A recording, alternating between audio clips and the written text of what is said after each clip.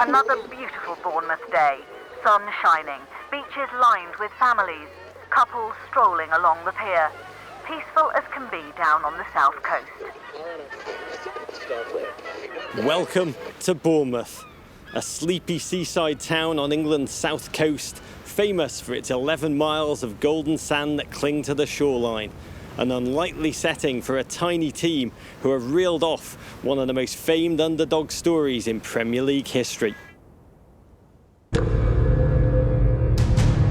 6 years ago, AFC Bournemouth were languishing at the foot of League Two, 3 tiers below the Premier League, football's equivalent of baseball's single A.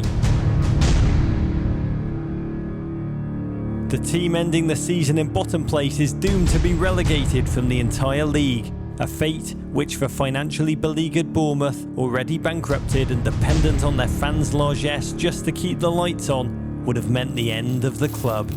It was an absolute financial nightmare. The club has debts of more than £4 million.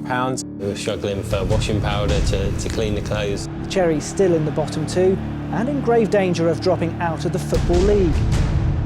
Are you thinking that this is the end of the club, no more football? It's simple enough. Victory over Grimsby and Bournemouth's league status is secure. I was facing away from the goal. I just took a nice touch towards the goal. Nobody was in 2 yards of me, and I let the ball drop. And I just thought, please hit the target, just hit the target. That was one of the most emotional games I've ever been involved in. Still giving me goosebumps now thinking about it. Only an emotional, historic win ensured their survival. The match has ended. They know they have promotion.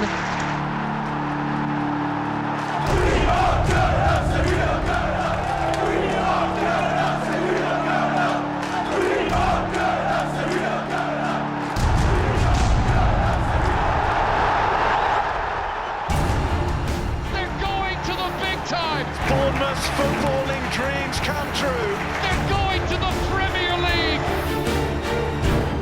We achieved the impossible. Probably have to pinch myself to actually realise that I'm not dreaming. To now become one of the 20 elite clubs in the world. Can it actually get any better than that? The greatest day in this football club's history. I only wish that my father, my grandparents would have had the same opportunity. What a momentous day for Bournemouth. Here they are in the Premier League.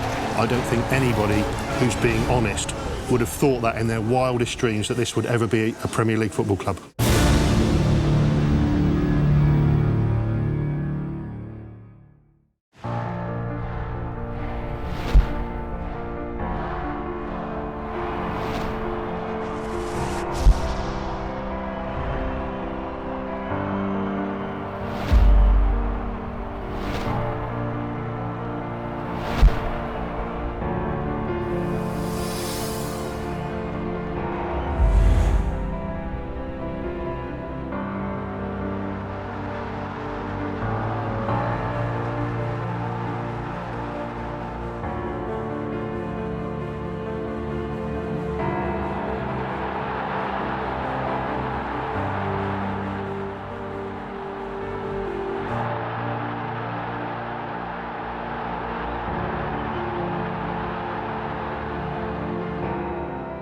You started watching Bournemouth in the 1960s when you were a kid. Tell us what the club was like back then. It was a bit of a family institution for me. All my family followed Bournemouth and have done for many, many years. The club was nothing like it is now, really. It was very much a club rooted in the 3rd tier of English football and had been there for pretty much all its existence as a professional club. I've been at the club as an employee for 5 years, as a fan for 58 years. Our crowds were small. Some Tuesday night games you'd have 2,500 here, if you're lucky. Retail sales was like about 3 men and a dog would come in at one point. There were theories at the time, I think, that they never actually wanted to get promoted because the club couldn't afford it. But it didn't deter the faith of the hardy souls who still went out there and watched them week in, week out. Occasionally we had some good runs in the FA Cup, particularly in 56-7 when we reached the quarter-finals. We used to go on a celebration parade, as it were, if we got as much more than 10 points by Christmas. And if we won any sort of cup game whatsoever, it was amazing.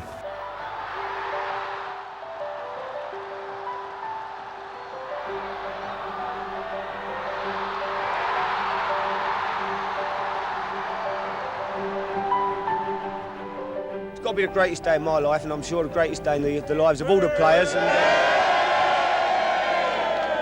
it was just, it's a great afternoon for everybody in Bournemouth. We're delighted.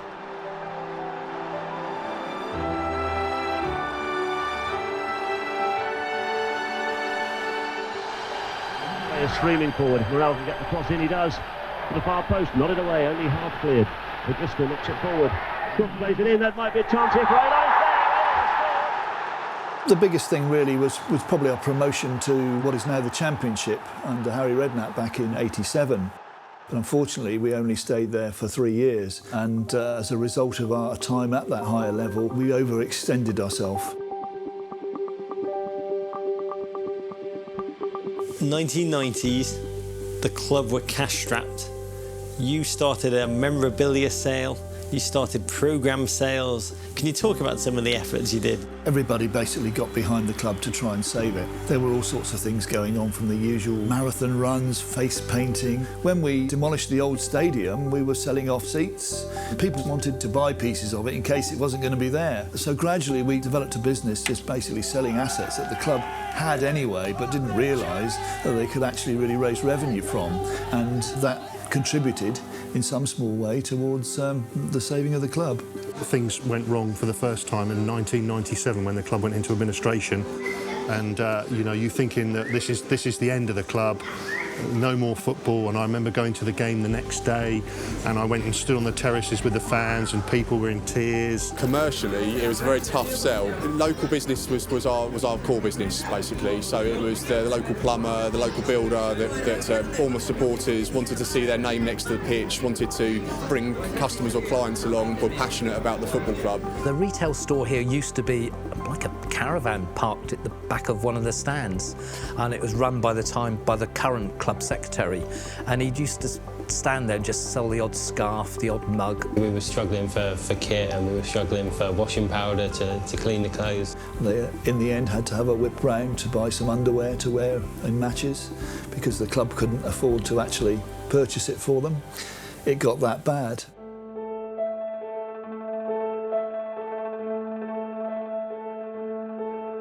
Let me take you back to a dark time, Jeff. The club were on the brink of a financial meltdown. Describe the club culture back then. I arrived at the football club in 2007. Having bought the club, just prior to that, we did a bit of due diligence, and my lawyers said, Jeff, we're sending over by courier the full report, but the headline is, get in your car and drive as fast as you can back to Manchester. Do not touch this. Do not invest any money. It was an absolute financial nightmare. Literally within 12 months of me buying the football club, I had to put it into administration, effectively filing for bankruptcy. And once you file for bankruptcy, the day-to-day running is taken out of your hands, and the administrator takes control of the finances of the club. In order to continue to run the club so he doesn't liquidate the club, shut the club down, somebody has to fund that. There was the infamous press conference with Gerald Krasner. He said, you're going to stand at the back of the room. He said, I'm going to ask you a question. Are you prepared to fund the wages this month? Which at that stage was, he needed another £100,000, so $150,000. He said, if you're prepared to write me that cheque, you'll go like that and the club will be saved. If you go like that, I will liquidate the club live at the press conference. This is how close the football club got to oblivion in 2008. Up next, the unbearable decision Mostyn had to make: pour in more money to keep the club afloat or cut his losses and accept Bournemouth were beyond saving. You can't go on anymore.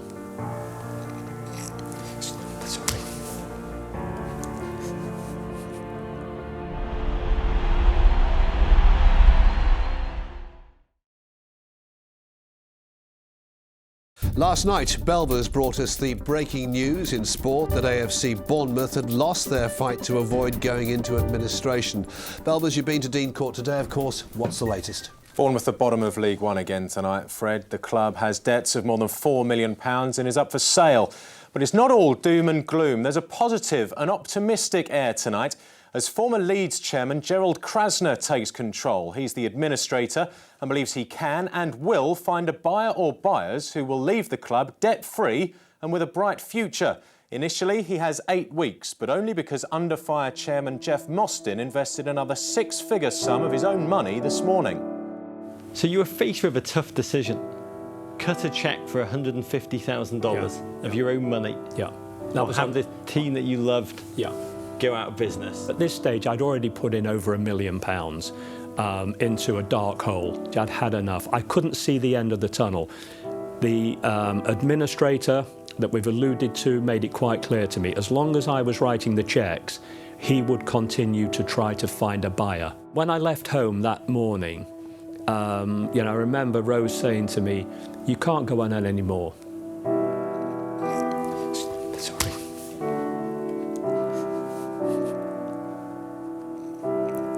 Excuse me. Sorry about that. It's always that point. Yeah, she said, you really can't go on because it's not a question of writing a cheque for £100,000.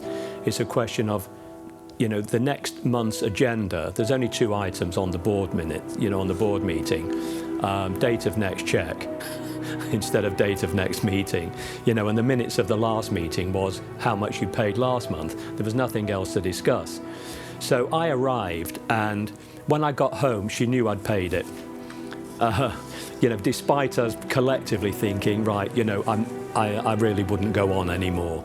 Without that funding, this club would not have gone beyond Sunday, in my opinion, and next week you could have seen the liquidation and extinction of Bournemouth Football Club. I could have walked away from this football club when I met Gerald earlier in the week and said enough's enough. That's not my style. I'm quite happy and proud of the fact that I've been able to provide sufficient funds to give this football club a lifeline and a way forward. How did you experience that period of time personally? It was probably the lowest part of my life because as a financial advisor, and I have to say that was embarrassing at the time, because as a fully qualified financial advisor, I think the regulators said, how can this man be trusted, to give financial advice when he's bought a football club, that's on its knees. All of this was my heart ruling my head. I left my head at home every day that I came to the football club. It was just my heart and my passion for football and my passion for this club. It grew on me. I just fell in love with it the first day I walked through the door. And I felt I have a duty to the community here. People who have supported this club for 110 years at that time. I have to keep going. And I kept my commitment, funded the club out of administration. And then, because it was the second time that the club had gone into that kind of financial meltdown, they penalised us a further 17 points. And in addition to that, we had an 18-month transfer embargo, so we couldn't even bring any players in. A virtual death sentence. Jeff Mostyn did all he could to save the club, but the catalyst for change was born of desperate times, desperate measures. The appointment of a 31-year-old former player as the floundering club's rookie coach. The extraordinary story of Eddie Howe is next. I didn't want to be the guy that took the club into insolvency, so I felt an incredible responsibility and pressure on me.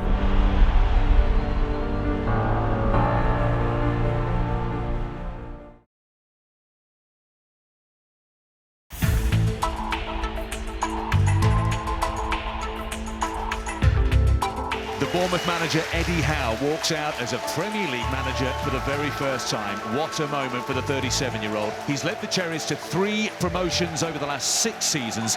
Along the way, he's built up quite the reputation. He is the rising star manager in England. You played with Eddie Howe. What was he like as a player? Was there any sense then that this was a guy that would go on to become a great manager? Well, Eddie was a cult figure basically because he wore his heart on his sleeve, and he's very mature for a young player.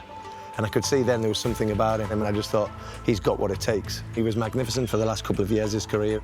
And so when he had to retire through injury, it was devastating for him at the age of, I think, 28, 29. He went straight into coaching here as a first-team coach. I've known Eddie for a long time, since he was a young lad in our youth set-up. He's always been a very, very bright lad, eager to learn. And he's carried those characteristics through his playing career and now into management. He'd never managed. He'd been a player. He was 31. What made you think, that's a good idea, we'll put Eddie in charge? We had a decision to make. Do we look for an experienced manager? The answer would, in every day of every week, yes. But how are we going to pay him? Who's going to come here, you know, when we haven't got two pennies to rub together and we have a transfer embargo?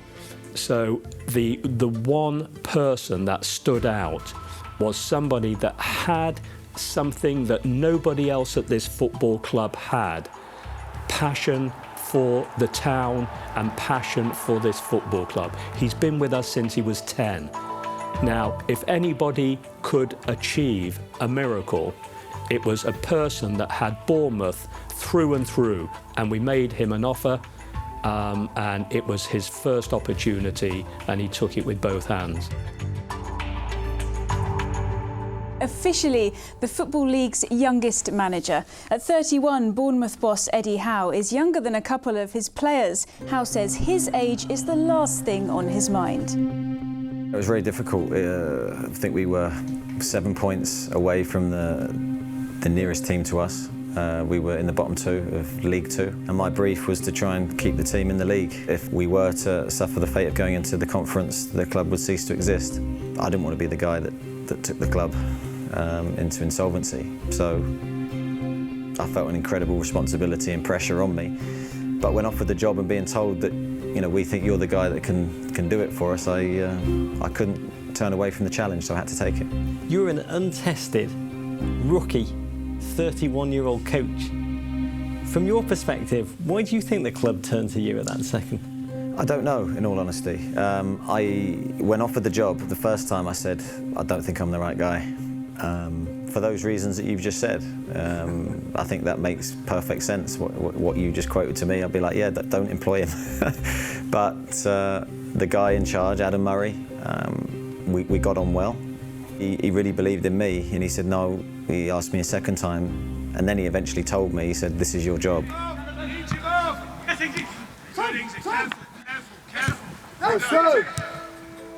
You lost the first two games, and they said, great, you got it permanently. That's right, yeah. Which I couldn't fathom either. But then we won our next game and slowly built momentum, and I've got to say the players at that time were magnificent for me, magnificent for the club because they weren't getting paid. The wages were coming in late. We had no facilities, they had no future really here. It looked really bleak. So the fact that they rolled their sleeves up and won games for the club, for me, makes them, well, they'll forever be heroes here. At the time, you told the press the first 6 months aged you 5 years. Was there a time when you thought your managerial career was over before it even really begun? Well, that was my fear upon taking the role, really, that I would struggle in the role and then never be given another opportunity. So I knew immediately when I took the job that I had to try and make it work for the sake of my reputation. We talk about great managers. They work with multi-million-dollar stars. They work out the motivation for each of them. You're at the opposite end of the table with players that aren't getting paid. As you say, they have no future. What was your approach? Looking back, my approach was to try and create a siege mentality. It was a catalogue of things that I just tried to use really to motivate the players, and also looking at the long-term effects, that if they can be the guys that saved the club, they will be remembered forever in the club's darkest hour. They were the ones that dug the club out a great big hole, and that's why it's so nice to talk about them now. I remember the key players in the group, you know, they were magnificent for the team and the club.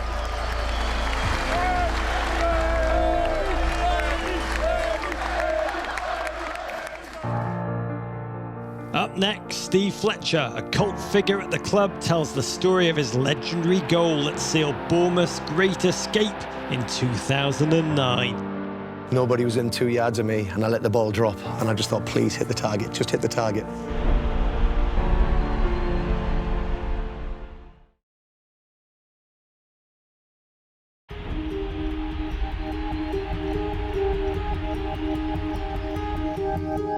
Can you describe the culture of the Bournemouth you arrived in? I arrived actually in 1992. I was here for 15 years, and then I moved away for a season and a half, and then Eddie Howe took over as manager, and then I came back in 2009, in the January. We were under an embargo.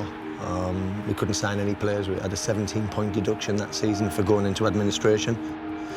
And we were 10 points adrift of the bottom of League Two, which is the bottom tier in English football, and destined to go out of Football League and probably existence and into liquidation. And I came back because I love the club so much, the club I'd been to for 15 years, loved the manager, who had been my teammate and roommate. If it wasn't Eddie Howe in charge offering me to come back, I'm not sure if I would have, but he's one of my best mates in football, and I grew up with Eddie when I arrived in Bournemouth in the early 90s. And he pleaded with me every day for about 20 days until I just said, yeah, I will come back. I'd left another club to come back to a club with so much uncertainty, and probably going to go out of existence, never mind out of the Football League, but I just wanted one more crack at it, and it's the best decision I ever made in my life.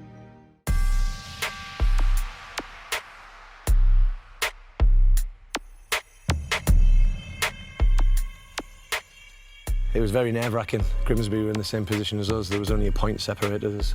They were down at the bottom with us. It was almost whoever won the game would stay in the Football League and survive. And for everybody in the town, how much this football club, or small football club as people like to say, means to a town, you know, to see or to feel that the football club could go out of existence, it would have been devastating. We knew that it came down to that game. So I think it was basically you're close to achieving the goal. You're going to go and finish the job off and immortalise yourselves in the club's history forever. I must admit, I always felt confident that we could do it. I felt that there was enough ability in the team to survive. I think we all saw it when it got down to that game. This is the chance, this is the one. I knew what it meant to the football club, and it was the most nerve-wracking lead-up to a game I've ever experienced.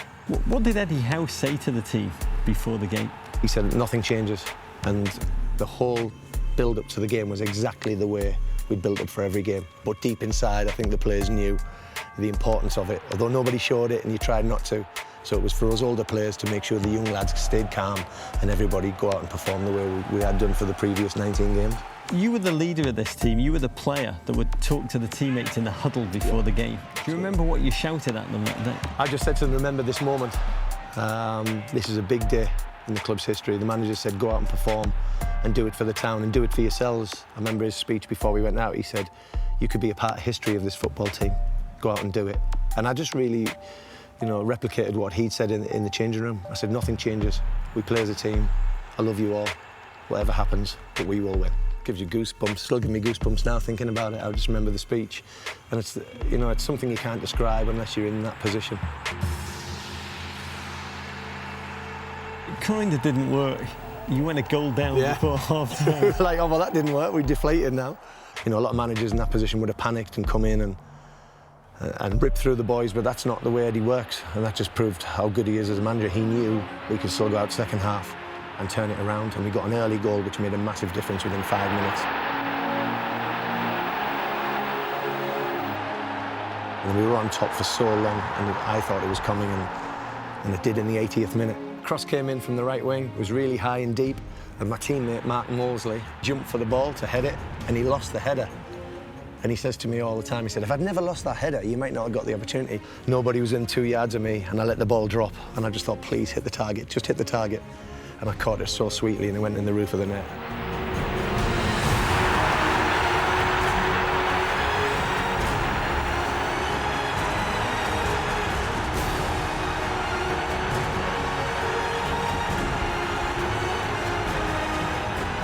Ecstasy, shirt off, a 37-year-old running down the line.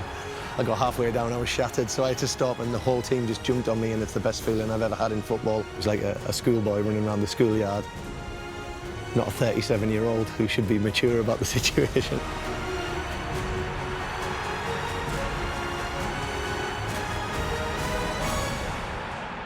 Something was telling me in my mind this was the reason I'd come back to the club, to score the goal.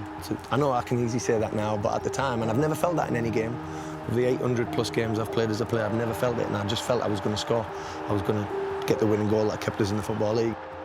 I ran straight past the dugout, past everyone, past the supporters, up the steps, and just grabbed my wife and kids and started crying. Because me coming back and putting everything on the line, and you know, I still had mortgage to pay, I still had, you know, my bills to pay, and I'd risked everything to come back for this football club, and it was so worth it.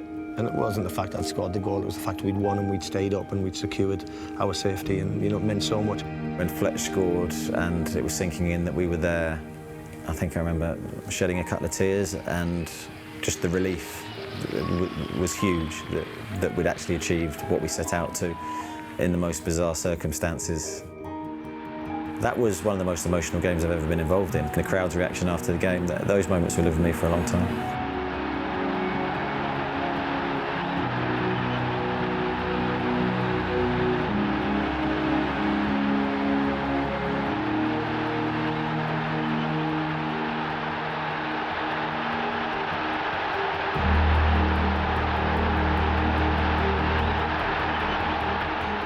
I think we were all dancing up and down the stand, and absolutely a mixture of wild delight and a massive relief.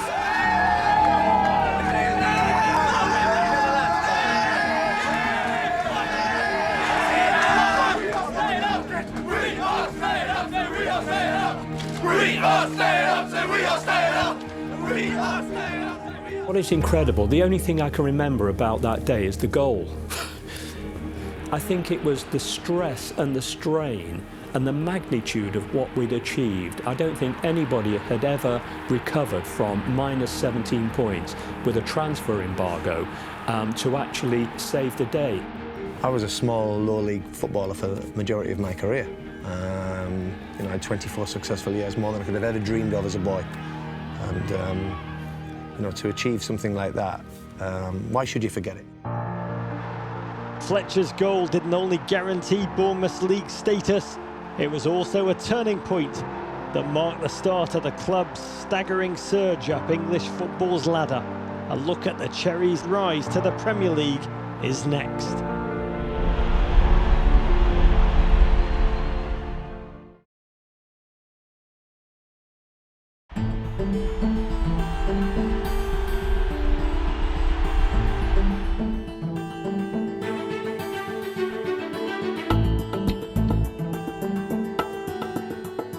I believe it became a siege mentality. It was us against everybody. We had such a tight dressing room. We were all in this together. We really wanted to put every finger up in the air at the entire football world that we feel had been really harsh on us.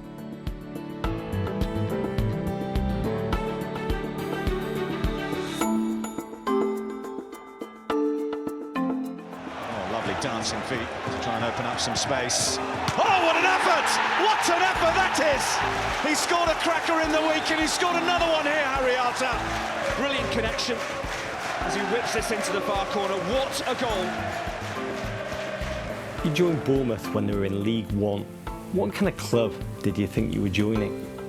In all honesty, a club that produced players to sell them on to better clubs, really. The club wasn't a sort of club that had real ambitions to get into the Championship, let alone the Premiership. So it was a club where, you know, signed young players that they thought were talented and to develop them to sell them on to keep the club afloat, really. The club was always cash-strapped, struggling to survive. And you knew for 1 minute, if a player started turning a bit of form, he'd be gone by the end of the month. And then you'd be back where you started again. Russian owner Maxim Demin brought into the club in 2011. What would make a Russian owner who made his fortune in the oil-rich Muslim province of Tatarstan show interest in Bournemouth, a League One club? He said, Jeff, you know, you've done an amazing thing for the football club to help get it where it is today. I can take it to a new level. Would you be interested in selling me your half of the football club? He's a successful businessman, and he saw something in this football club that I think I saw that very first day that I walked up those steps.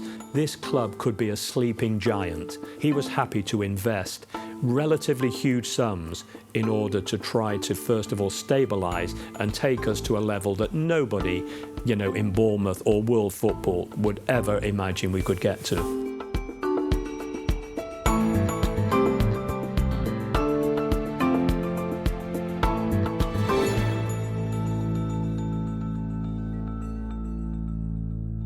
You scored the goal that gained promotion from League One into the Championship for Bournemouth.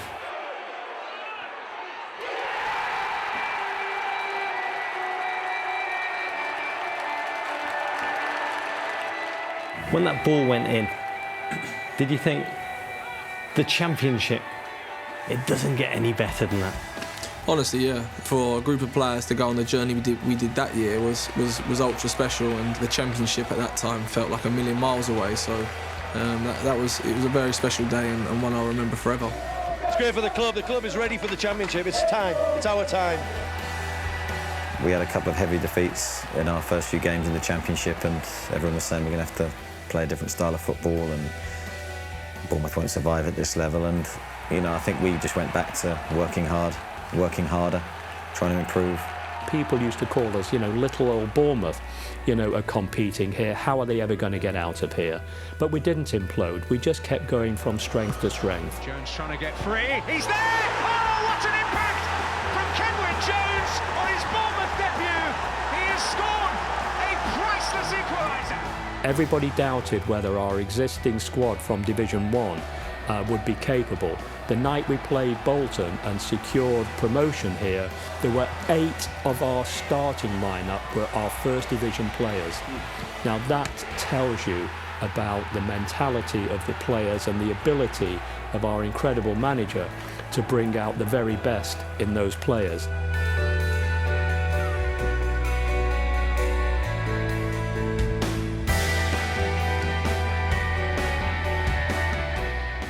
At what point did you first begin to think, we're going to make the Premier League, we can do this? The final whistle against Bolton, in all honesty, that was the only time that I felt it was possible. The supporters not waiting for the final whistle as Bournemouth's footballing dreams come true. A stylish and emphatic win at home here against Bolton has taken them to the threshold of the Premier League. Until that moment, we continually fighting and scrapping and trying to get every point we can. And although we'd been up there the majority of the season, there's always a moment where if you relax or take your mindset out of the moment, you can slip away. Such a wonderful tale that has happened so quickly, fueled by the footballing dynamism, the thought of one of the youngest managers in the game, Eddie Howe. His fans dreamt that they could get to the Premier League. Well, he's delivered, and they've done it.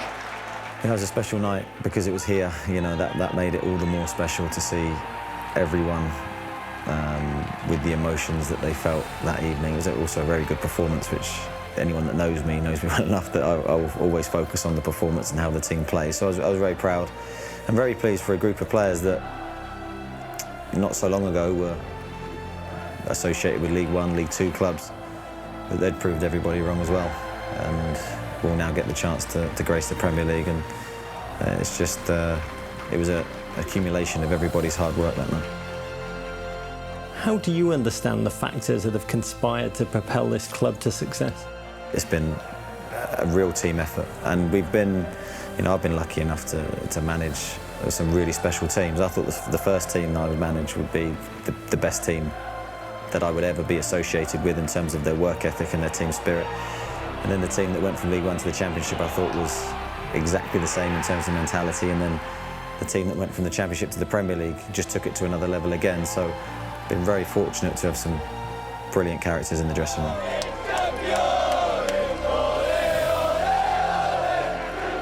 The day the Championship parade went through the streets of this city, yes. Can you describe how you felt with that team that you'd saved with your own personal money, now parading triumphantly through Bournemouth? It was the most humbling experience. 60,000 people paying homage to the team. Without Maxim, and obviously without the team, we wouldn't have been on that bus. I was delighted for them. I mean, I was delighted for the manager. I've known him for such a long time. You know, I know how hard he works behind the scenes to get there.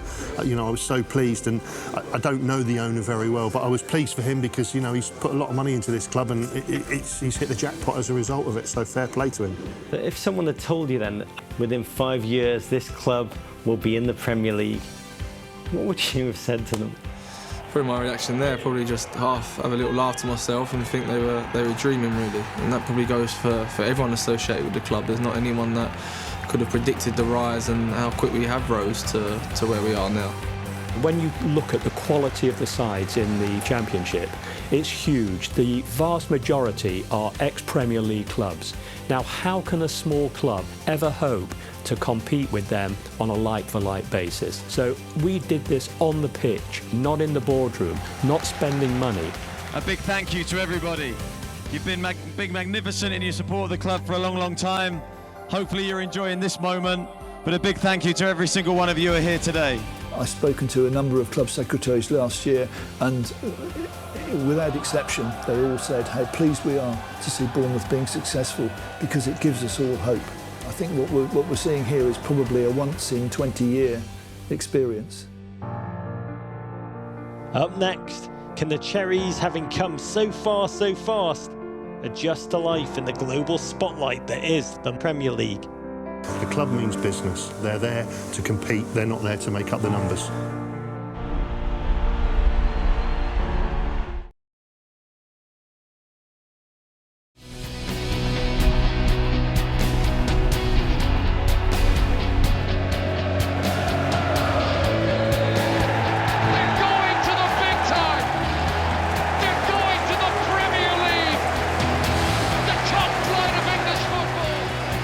Impossible to believe that it has happened like it has. We've been Bournemouth fans for many years. All we know is struggle. We just couldn't believe some of the football we were watching, and it was just marvellous. Absolute fairy tale. I thought when we got in the Championship it was a miracle, but for what we did last year was unreal. I supported them for 30 years. I thought we'd never ever get to this position. My granddad supported them and my dad supported them. It's amazing. It's great for obviously the team and great for the town as well. It still doesn't seem real. Across the top, Premier League 2015-2016, obviously leave a little bit of space somewhere for champions. I didn't think ever I'd see Bournemouth in the Premier League. It's just made my dreams come true, really. Even better than my marriage, really, I suppose. It really is. I think the biggest change is probably going to be this on the players' shirts. It's just something we could never have envisaged of being on a Bournemouth shirt. The international orders are huge compared to where we used to be. And we were dealing with like 30 or 40 international posts a day, whereas before we used to get a dozen a month. I can't wait to experience some of the fantastic press facilities that we're going to experience. I've only really heard about them from people who've covered clubs in the Premier League. Apparently they've got a big fridge full of ice cream at Arsenal and stuff like that, and there's beer on tap at some of the press rooms. Such a wonderful tale that has happened so quickly, fueled by the footballing dynamism, the thought of one of the youngest managers in the game, Eddie Howe. His fans dreamt that they could get to the Premier League. Well, he's delivered, and they've done it. I look at you as footballing David against a footballing Goliath. Is that how you see yourself? In some senses, yeah. I think you'd be foolish not to. We are a small club.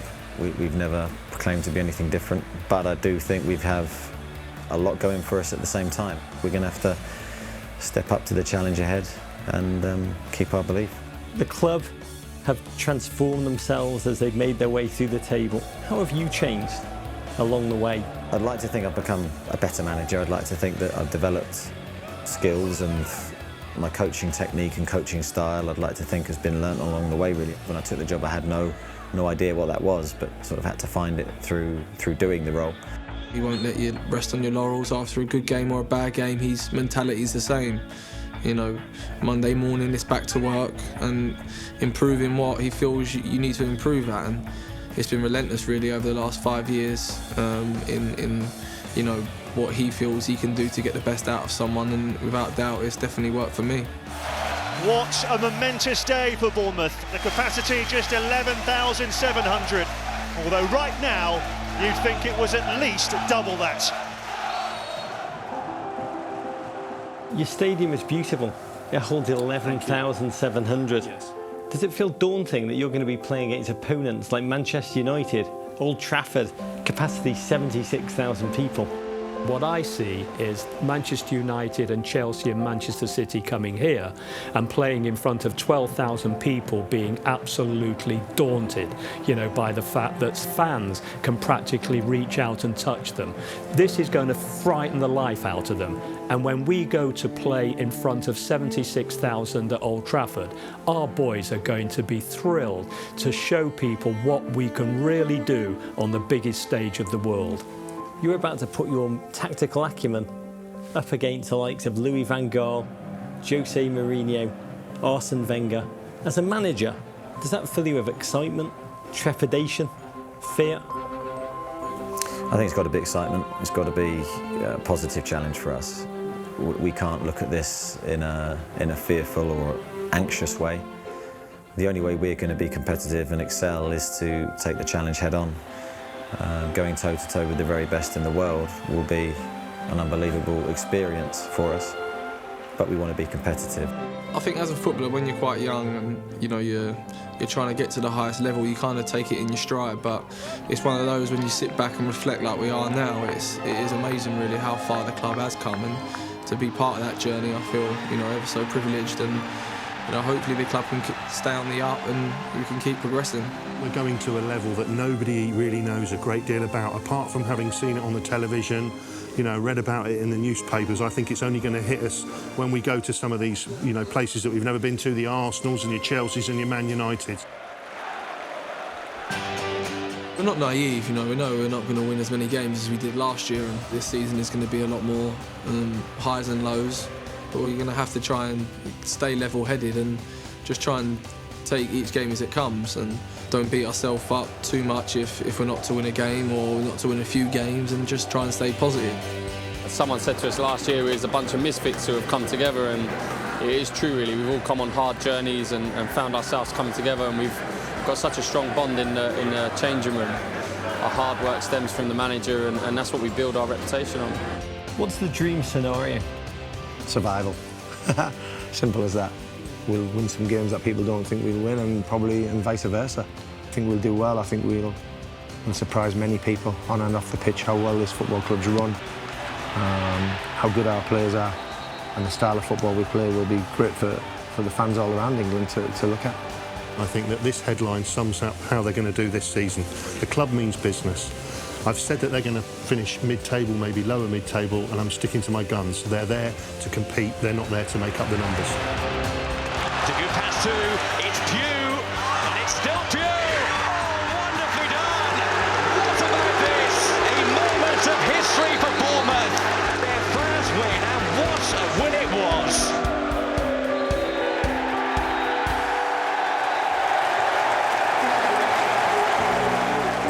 Bournemouth in the Premier League.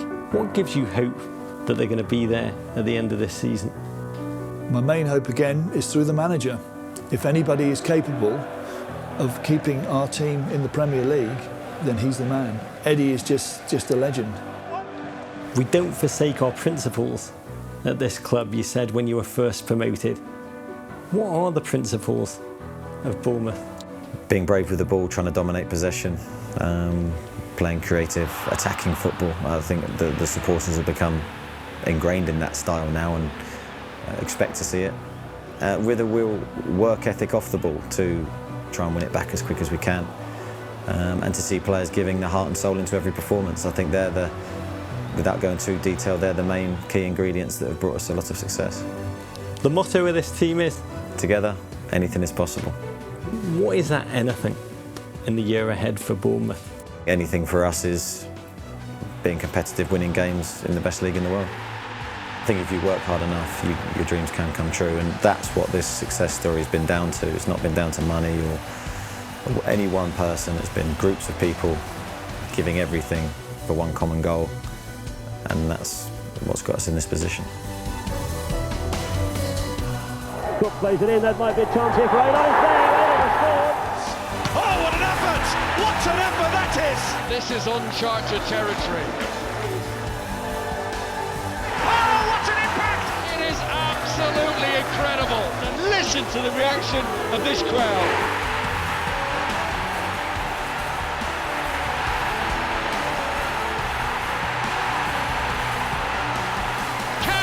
Believe it! You know, some people will have waited a lifetime for this moment, come to watch this team, this night, and this result.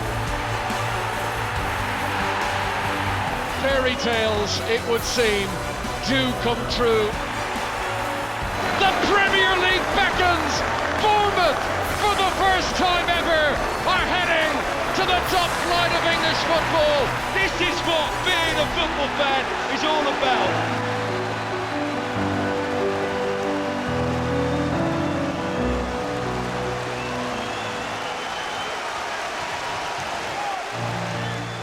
Few teams relish the underdog role more than this Bournemouth side, but the Premier League will present their greatest challenge yet. There'll be football Davids going up against Goliath week after week. Eddie Howe and his team will fancy their chances, as he says, together, anything is possible. Or in the fans' words, up the cherries.